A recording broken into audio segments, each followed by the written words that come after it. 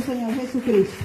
Vamos a estar en dos versículos el día de hoy. El primero es Mateo 16, 18, para que vamos primeramente allí. Y tenga pendiente a Lucas 12, 35. Mateo 16, 18 lo vamos a leer en el nombre del Padre, del Hijo y con la unción del Espíritu Santo. Dice de la siguiente manera. ¿Cuántos ya llegaron? Amén. Como sé que tienen celulares, por eso voy rápido. Entonces dice de la siguiente manera: y yo también te digo que tú eres Pedro, y sobre esta roca edificaré mi iglesia, y las puertas del Hades no prevalecerán contra ella. Amén. Y vamos de una vez a Lucas 12, 32, no es 35. Dice: no temas, manada pequeña, porque a vuestro Padre le ha placido daros el reino. Lo primero que me preguntaba yo era de que, ¿por qué le dijo a Pedro? Porque dice que Jesús le dijo a Pedro: sobre ti edificaré mi iglesia. ¿Por qué le dijo a Pedro? ¿Quién era Pedro? Pedro, antes de ser Pedro, se llamaba Simón, pero Dios le cambia el nombre y le pone Pedro, porque Pedro significa piedra o roca. ¿Y quién es nuestra roca? Cristo. Y a él le da una orden y le dice: sobre ti edificaré la iglesia. Pero entonces me puse a mirar la vida de Pedro, porque quise saber por qué se ganó ese privilegio. Pedro tan grande del Señor, y que lo hubiera escogido a él entre los 12. Y entonces voy y miro la historia de Pedro, y entonces veo cómo Pedro era un hombre violento. ¿Sabía que usted que era violento? Y que le cortó la oreja a uno de los guardianes. Era un hombre violento. Primer requisito de Pedro. Si lo miramos, pues no sería apropiado, ¿no? Para que el Señor le hubiera dicho eso. Segundo, Pedro se desviaba del propósito por miedo. Cuando Pedro lo ve en las aguas y ve que el Señor viene, le dice: Señor, si tú eres, manda que yo vaya allá. Y entonces, todo emocionado, Pedro sale de la barca y empieza a dar pasos, y de un momento a otro, cuando él empieza a mirar las olas y descuida su mirada de Cristo, entonces él se empieza a hundir. ¿Qué me muestra eso? Que Pedro se estaba apartando del propósito de Dios. Pero con todo y eso, el Señor le dice que sobre él levantará la iglesia. Dice también que Pedro acostumbraba a hacer las cosas en las fuerzas de él. Resulta de que él andaba con el maestro, pero un día le dijo a los otros discípulos: vámonos a pescar. No esperó el maestro, se montó en la barca, se fue a pescar toda la noche. ¿Y qué pescó? Nada. Y cuando llegó a la orilla, ¿qué pasa? El maestro le dice: echa nuevamente la barca para adentro y echa la red. Señor, pero ya venimos de toda la noche a pescar y no hay absolutamente ni un pez allí. Echa, le contradecía el Señor: echa, móntate y echa mar adentro y echa la red. Y entonces vemos cómo Pedro le gustaba hacer las cosas en las fuerzas. Pero a pesar de eso, Pedro recibió allí su milagro. Vemos a un Pedro que era imprudente. Y entonces lleva el Señor a Pedro, a Jacobo y a Juan a la transfiguración. Y apenas Pedro está viendo cómo aparece, viene Moisés y Eliseo y Elías. Y entonces viene Elías y el Señor se transfigura. Y Pedro no espera ver la visión. Imprudentemente le dice: Señor, hagamos 3 enramadas. Y en lugar, Pedro, que todavía no terminaba aquí. Era imprudente Pedro. ¿Sabía usted eso? Pedro niega 3 veces al Señor Jesucristo. Y el Señor le dice que antes de que el gallo cante 3 veces, lo habrá negado 3 veces. Y entonces llega y dice: no, ¿cómo se te va a ocurrir? Testarudo. Y aparte de eso, lo negó. Entonces vemos a Pedro que tenía una cantidad de cualidades que no representaban las cualidades de un siervo del Señor, para que el Señor le dijera: sobre ti edificaré mi iglesia.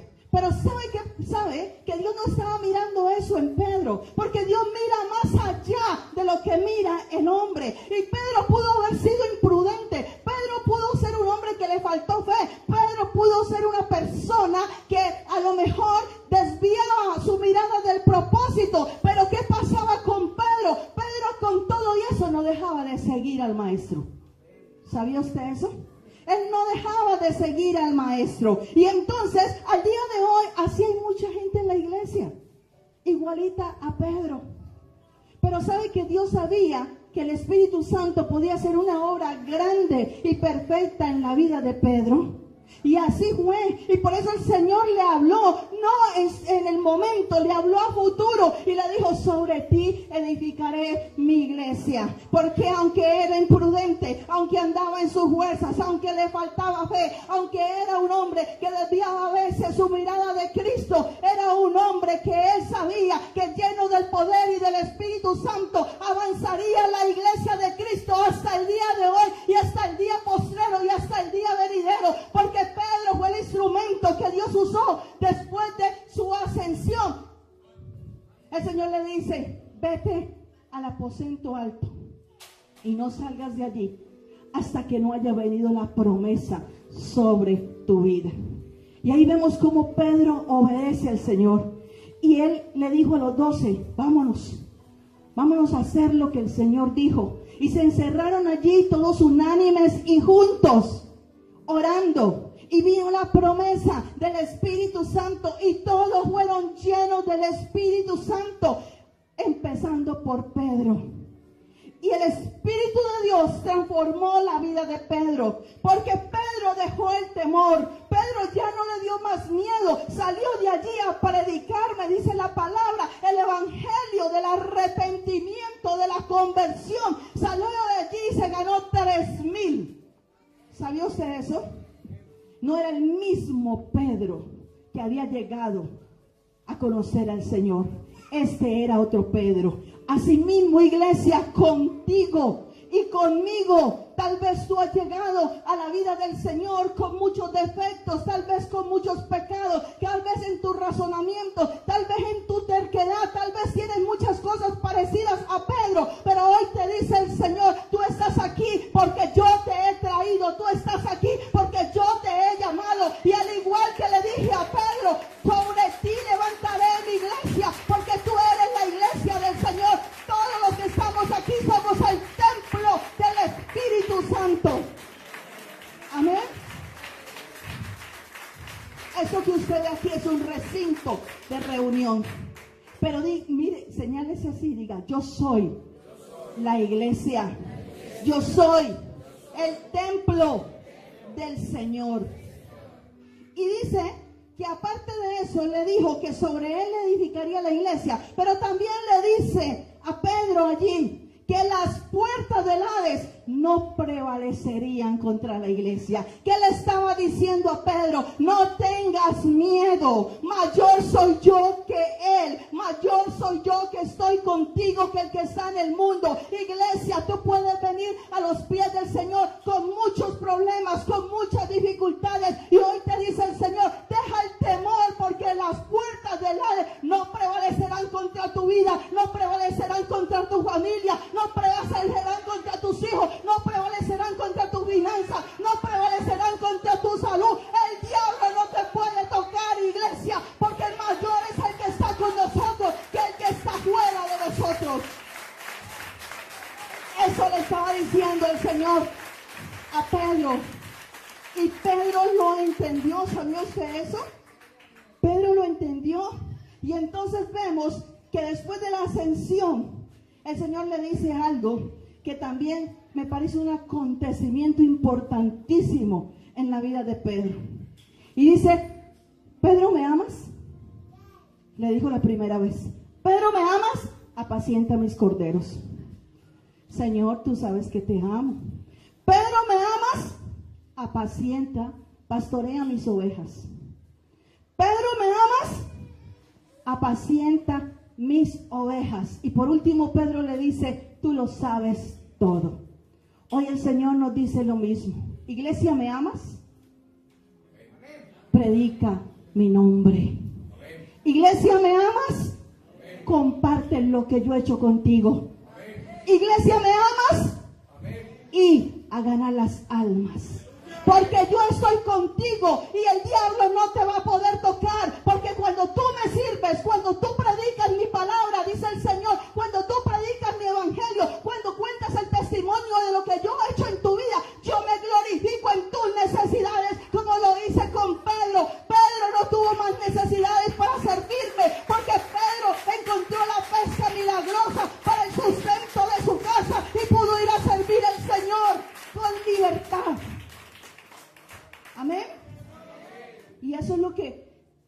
debemos hacer. El Señor le preguntaba a Pedro, ¿me amas? Y él le decía, sí, Señor. Hoy el Señor nos dice, iglesia, ¿me aman? Y le decimos igual, sí, te amamos. La manera de demostrarle al Señor que lo amamos es multiplicándonos. Es ganando a otro para Cristo. Es compartiendo el mensaje del reino sobre Él. Amén. Ahorita vamos a mirar Lucas. Vamos a Lucas 12:32, que es la otra parte. No temáis, manada pequeña, porque vuestro Padre le ha placido darnos el reino. ¿Saben que nosotros somos una manada pequeña? Tenemos 2 años y somos una manada pequeña para el Señor. Pero hoy el Señor nos está dando esa palabra proféticamente de que no tengamos temor. ¿Por qué? A Él le ha placido darnos el reino. Amén. El reino de Dios se ha acercado a nosotros. ¿Y qué es el reino? Porque, sí, gracias Señor por el reino. ¿Y no sabe usted qué es el reino? Pues hoy le vengo a enseñar qué es el reino. Reino es que el Señor trae orden a tu vida. Todo lo que está desacomodado, todo lo que está torcido, todo pie que anda entre un sí y otro no, y un día sí y otro no, Dios lo acomoda, porque lo primero que hace el reino en cada individuo es traer orden a tu vida, orden a tu casa, orden en tu familia. El reino trae influencia. ¿Sabía usted eso? Vas a ser persona influente para los demás. Ya tú no vas a pasar desapercibida ni desapercibido. La gente te va a mirar porque te vuelves persona de influencia. Tienes algo diferente a los demás y es el reino de Dios que hace que influencies y que cambien las atmósferas, que hacen que puedas ir a un lugar y como tienes el reino de Dios, la presencia de Dios, que hacen los demonios tiemblan y huyen. Porque tú eres una persona de influencia. Eso trae el reino. El reino trae administración. Dios nos hace administradores. Él es el dueño del oro y la plata. Nosotros sus administradores. Nos enseña a administrar bien su herencia. Nos enseña a administrar bien las cosas que nos entrega. Amén. El reino nos hace productivos. No vamos a ser personas sin fruto. No vamos a ser personas como aguas que pasan. Vamos a ser personas que nos vamos a fructificar en todo lo que hagamos. En la obra de tus manos, en el fruto de tu vientre, en los dones te vas a fructificar, en el ministerio te vas a multiplicar. Vamos a ser productivos en todo. ¿Quién lo cree? El reino trae responsabilidades. Cuando el Señor te llama a su reino, el Señor te llama y te entrega un ministerio. Cuando el Señor te llama a su reino, te dice, no te quiero más desocupada ni desocupado. Si no tenías nada que hacer, aquí en la iglesia sí vas a tener que hacer. Porque hay muchas cosas que hacer en la obra del Señor. Y empiezas a entregar responsabilidades. Amén. Pero el reino trae protección. ¿Sabía usted eso? El reino viene y te protege de toda fuerza del mal. El reino viene a tu vida a traer esa protección celestial que te salvaguarda de las artimañas y de las maquinaciones del diablo. Que aunque tú no las veas y aunque tú no sabes, el Señor envía ángeles a tu alrededor con espadas desenvainadas. Y tal vez tú en lo físico no te miras, pero cuando tú eres una persona de reino, tú caminas con un ejército custodiándote. Tú caminas con guardaespaldas del cielo, que el Señor te los ha entregado a ti y a mí. Amén.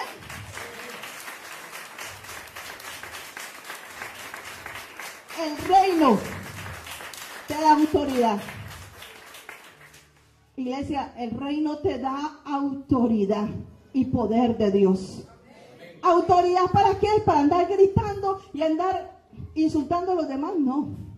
Autoridad para hablarle a los vientos, a las circunstancias, a hablarle a todo lo que se levanta, que te quiere hacer caer, que te quiere enredar la vida, que te quiere torcer el camino. Es autoridad para decirle, te sujetas en el nombre de Jesús de Nazaret.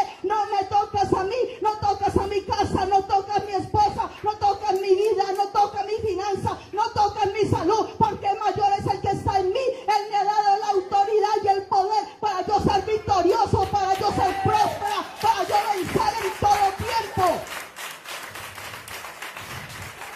Eso trae el reino. El reino te quita el miedo. ¿Sabías tú eso? El reino te quita el miedo. Dice que el reino trae promesas y derechos. El reino te entrega promesas a ti, grandísimas de la palabra del Señor. Y te da derechos como ciudadano del reino. Y esos derechos es para que los uses, para que como ciudadano y ciudadana del reino puedas decir: yo tengo derecho a mi sanidad. Yo tengo derecho a mi prosperidad. Yo tengo derecho a ver la gloria de Dios sobre mi vida, sobre mi casa. Yo tengo derecho a la paz. ¿Sabía usted eso? El diablo quiere robarse la paz de las personas. El diablo quiere traer división, contienda. El diablo quiere venir a enredar la vida de las personas. Pero cuando una persona sabe y camina dentro del reino, puede pararse en esa autoridad y puede coger la palabra del Señor y citar las promesas para cada circunstancia y para cada necesidad. Puede apropiarse de la palabra del Señor y declararla con autoridad y con poder. Y puede pararse firme y decirle: diablo mentiroso, a mí la palabra del Señor me enseña otra cosa. Así que vete. Pero para eso hay que tomar la decisión, iglesia, de pertenecer al reino. Yo te pregunto a ti: ¿quieres ser del reino? Porque si tú quieres ser del reino, Dios está dispuesto a hacer cosas grandes y maravillosas contigo, con tu familia, con tu casa, con tu vida. Porque Dios nos ha llamado a cosas grandes y maravillosas. Porque Dios quiere que cada cosa que tú hagas sea una cosa productiva.